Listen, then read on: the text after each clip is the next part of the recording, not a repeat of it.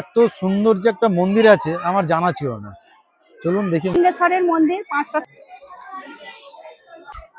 এটা দুর্গাপূজা 9 দিন মশবলি হয়, এখানে মশবলি হয়। মোটি মন্দির 800 বছরে 1200 শতাব্দীতে নির্মাণ হয়েছে। 550 করে লোক বসছে। মায়ের ব্যবস্থা আছে এর উপরে, থাকার ব্যবস্থা আছে না এখানে? আচ্ছা আচ্ছা। নমস্কার, আজকে 28শে অক্টোবর 2025 সাল। আপনাদেরকে আজকে মা তারার একটা মন্দির দর্শন করাবো, সেটা হচ্ছে শ্বেতবর্ণ রূপে আছে। আমাদের সঙ্গে থাকুন, ফুল ইনফরমেশন আমাদের ভিডিওর মধ্যে আপনারা দেখতে হবে। ভিডিওটা স্কিপ করবেন না, শেষ পর্যন্ত দেখবেন। আপনি যদি ট্রেনে করে আসতে চান তাহলে আপনাকে হাওড়া স্টেশন থেকে তারকেশ্বর লোকালে উঠতে হবে। উঠে স্টেশন হচ্ছে হরিপাল। হরিপালে নেবে সামনে দেখবেন টিকার বা বাস দাঁড়িয়ে আছে। আপনি বলবেন যে রাজবল হাটে যাব বা মায়ের মন্দির, আপনাকে এখানে নামাবে। সামনেই আর মায়ের মন্দির, মায়ের হচ্ছে মেন গেট এটা। আমরা আস্তে আস্তে চলুন ভেতর দিকে প্রবেশ করি। মন্দিরের দিকে প্রবেশ করছি। এখন ঘড়িতে বাজে 1:20। ভোগ দেওয়ার সময় হয়ে গেছে, মাইকে অ্যানাউন্স করছে। নমস্কার, আমি আজকে এসেছি হুগলি জেলায় রাজবল হাটে, রাজবল্লভী মাতার মন্দিরে। মাকে এখানে শ্বেতবর্ণ রূপে পুজো করা হয়। চলুন আপনাদের সাথে মন্দিরটা শেয়ার করি। মন্দির 5টা শিব ঠাকুরের মন্দির আছে এখানে মায়ের মন্দিরের পাশে। এটা আপনার নাট মন্দির, এই জন্য পঞ্চলিঙ্গেশ্বর মন্দিরের নাম দিয়েছে। হ্যাঁ, 5টা শিব বলে পঞ্চলিঙ্গেশ্বরের মন্দির। আর এইখানটা আপনার এই যে মাটির এইখানটা আপনার মশবলি হয় দুর্গাপুজোর নবমীর দিন। এটা দুর্গাপূজা 9 দিন মশবলি হয়, এখানে মশবলি হয়। আর মায়ের নবমীর দিনে মায়ের ভোগ হয় না, মায়ের শুধু বলি সেদিনে হয়। আর এটা হচ্ছে মায়ের নাট মন্দির, আর ওইটা মায়ের গর্ভগৃহ। এখানে পুজোর সময় বা অন্যান্য দিনও বলি হয়।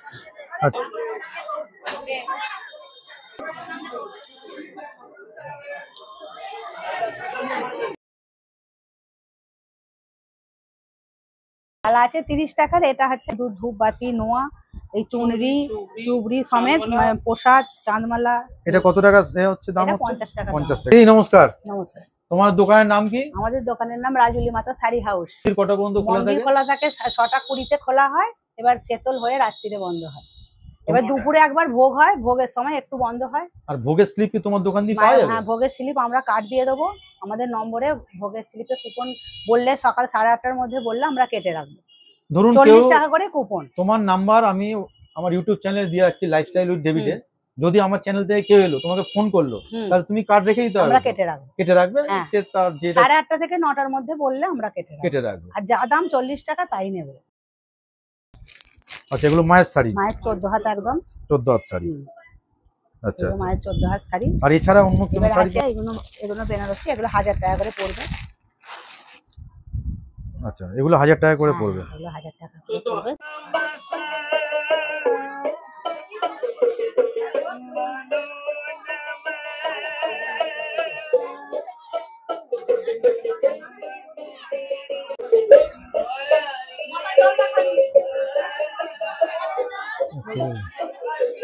হুগলি জেলায় এত সুন্দর যে একটা মন্দির আছে আমার জানা ছিল না। চলুন দেখি মন্দিরটা।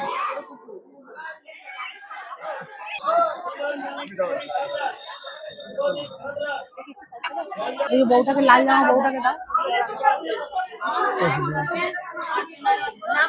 ও নাম দাও।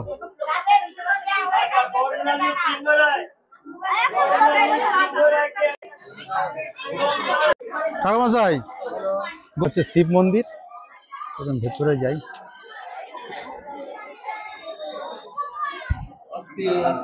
সব বাটিগুলো ওই দিকে দিয়ে দিন, এখানে বলো। এটা শিব ঠাকুরের মন্দির না? দেখো। নমস্কার, সোমনাথ ব্যানার্জি, রাজবল আমার সেবায়িত। আমরা কি জানতে চান বলুন? মন্দিরের ইতিহাস। কত সালে? মোটামুটি মন্দির 800 বছরে 1200 শতাব্দীতে নির্মাণ হয়েছে, যেটা অনুমান করা হয় 1242 ওই নাগাদ রাজা সদানন্দ রায় হচ্ছে উনি প্রতিষ্ঠা করেন মন্দির। এই এলাকাটা পূর্বে নাম ছিল রাজপুর নাম ছিল। এখানটা এলাকাটা বাগদি ডাকাত 10 বল চন্দ্রদামোর, উনি 10 বল চন্দ্রদামোর উনি রাজত্ব করতেন।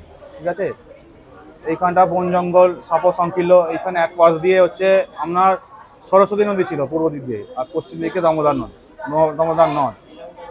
এবার ওনারই উত্তরসূরি ছিল 100 বছর পর হচ্ছে শনিভঙ্গ, তিনি অত্যাচারী ছিলেন। আর এইখান থেকে কিছু দূর গেলেই দেখতে পাবেন ডাকাতে কালী আছে, কুড়িগাছি নাম জায়গাটা, সেইখানে প্রত্যেক অমাবস্যায় নরবলি হতো।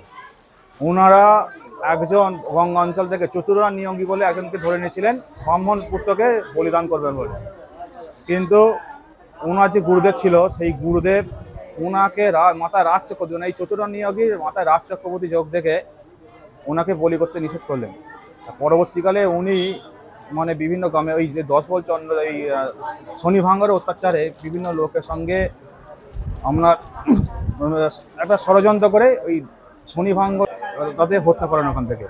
তারপরে এখান থেকে ওই চতুরান নিয়োগীর রাজত্ব আরম্ভ হয়। চতুরান নিয়োগীর এবার কোনো পুত্র সন্তান ছিল না, ওরা ছিল তারা সুন্দরী, ওনার হচ্ছে কন্যা ছিল। ঠিক আছে, তার সঙ্গে উনি ফুলিয়ায় রাজা সদানন্দ রায়ের বিবাহ দেন। তো সেইখান থেকে এই প্রায় সদানন্দ রায় প্রায় 16 বছর রাজত্ব করেছিলেন এখানটা। এবার উনি যখন বিতৃষ্ণ হয়েছে যে আমি ব্রাহ্মণ হয়ে, সদানন্দ মুখোপাধ্যায় উনি রায় প্রদায় করেছিলেন, ব্রাহ্মণ হয়ে আমি ওরকম পশু হত্যা, নরহত্যা, এরকম যুদ্ধ এরকম করেছি, সেটা উনি উনার গুরুদেবের সন্নিধানে এসে উনি দামোদরের অঞ্চলে উনি সব সাধনায় ভর্তি হয়েছিলেন। সব সাধনার পরে ইনি রাজবল্লভী মাকে এইভাবে এই যে রূপটা দেখছেন, ওনার হচ্ছে ডান পায়ে মহাকাল, ডান পায়ে সবরূপসী, বাঁ পায়ে হচ্ছে বিরূপাক্ষ শিব, ডান হাতে হচ্ছে তীক্ষ্ণ ছুরি, আর বাম হাতে হচ্ছে রদিপাত্র মানে রক্তের বাটি, আর গলে সম্বন্ধওয়ালা কোটিতে হাত আছে। এই হচ্ছে কাহিনী। আর একটা কাহিনী আছে যে এইখান দিয়ে সরস্বতীপুর নদী ছিল পূর্ব দিক দিয়ে, গুরু দত্ত বলে একজন বণিক, তিনি হচ্ছে ব্যবসা করতে যাচ্ছিলেন। এবার ঘাট দিয়ে এই মা ষোড়শ যুবতী রূপে ঘুরছিলেন ওই সপ্তরিঙা নিয়ে। তখন ওই যুবতীকে ওই বজরাগুলোতে তোলার চেষ্টা করেন, তখন এক একটা পয়রা পা দিচ্ছে না, সেই সময় সব পয়রাগুলো ডুবে যাচ্ছিল। তখন ওই ভুল বুঝতে পারে, তাহলে তখন ওই মা ওই একে জিজ্ঞেস করেছে যে গুরু দত্তকে বলেছিলেন তুমি রাজা সদানন্দ রায়কে সাহায্য করো এই মন্দির তৈরি করতে। সেই ঘটনার স্মৃতিতে এখনো অষ্টমী পুজোর সন্ধি পুজোর আগে আমরা সপ্তডিঙা এখনো আমাদের ডোবানো হয় এই মন্দিরে। হ্যাঁ, এটা মায়ের বাগান, ফুলের গাছ আছে মায়ের। মায়ের এই ফুলেতেই পুজো হয়, ভোরবেলা মালি তুলে নেয়, তারপর মায়ের সেই ফুলতেই পুজো হয়। মায়ের বাসনপত্র এগুলোতে মায়ের ভোগ রান্না করা হয়। সব তো বেরিয়ে রান্না আরম্ভ হয়ে গেছে। বিকেলে হলে সন্ধ্যেবেলা এক একটা ব্যাচে 550 করে লোক বসছে মায়ের ভোগ খেতে। প্রত্যেক দিন 2 থেকে 2,500 লোক ভোগ প্রসাদ খায় মায়ের। আমরা সেকেন্ড ব্যাচে বসেছি, 3 জায়গায় টোটাল ভোগ প্রসাদ খাওয়ানো হচ্ছে।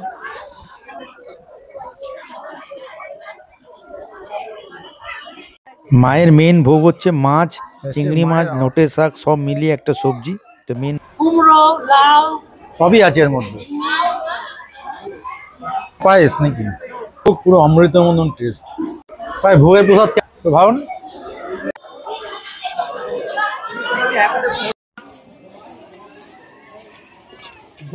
আমাদের এই মন্দিরটা এখানে কি আশেপাশে কোনো থাকার ব্যবস্থা আছে? এর উপরে থাকার ব্যবস্থা আছে নাকি এখানে? আচ্ছা আচ্ছা, কত চার্জ আছে হোটেল? চার্জ আছে আপনার 600 টাকা, যদি নাইট স্টে করে তাহলে 600 টাকা, এমনি মন্দিরে ভোগ খেয়ে চলে যাবো বলে 500 টাকা এরকম। মানে দিনের বেলা তুমি থাকতে পারো, যদি আমার চ্যানেল থেকে কেউ আসে তাহলে একটু ডিসকাউন্ট করবে তো? হ্যাঁ হ্যাঁ, রুমটা কি একটু দেখানো যাবে? হ্যাঁ দেখানো। ও দিদি কতটা আরো উঠতে হবে? অনেকটাই তো উঠে যাচ্ছে। হ্যাঁ হ্যাঁ, 3 তলা আমাদের। 3 তলা উপরে আছে না? হ্যাঁ, আছে। চলুন চলুন দেখি দেখি রুমটা কেমন। আচ্ছা এই রুম আছে। এরকম আবার অনেকে সন্ধ্যেবেলা আছে, রাত্রিরে থাকে। রাতে থাকার ব্যবস্থা আছে। হ্যাঁ, সেতল দেখে রাত্রিরে থাকার ব্যবস্থা আছে। এখান দিয়ে মায়ের মন্দিরও দেখা পাওয়া যাচ্ছে, যায় দেখতে। হ্যাঁ, সুন্দর কত লাগছে। সুন্দর লাগছে। মায়ের পুকুরটা নিন ওখান থেকে, হ্যাঁ দেখি। দারুণ দেখতে লাগবে। রাজবল্লভী মাতার মন্দিরের প্রোগ্রাম আমরা এখানে সমাপ্ত করলাম। যদি আপনাদের এই ভিডিওটা ভালো লেগে থাকে অবশ্যই চ্যানেলটাকে সাবস্ক্রাইব করবেন আর পাশে থাকবেন যাতে নতুন ভিডিও করতে আমরা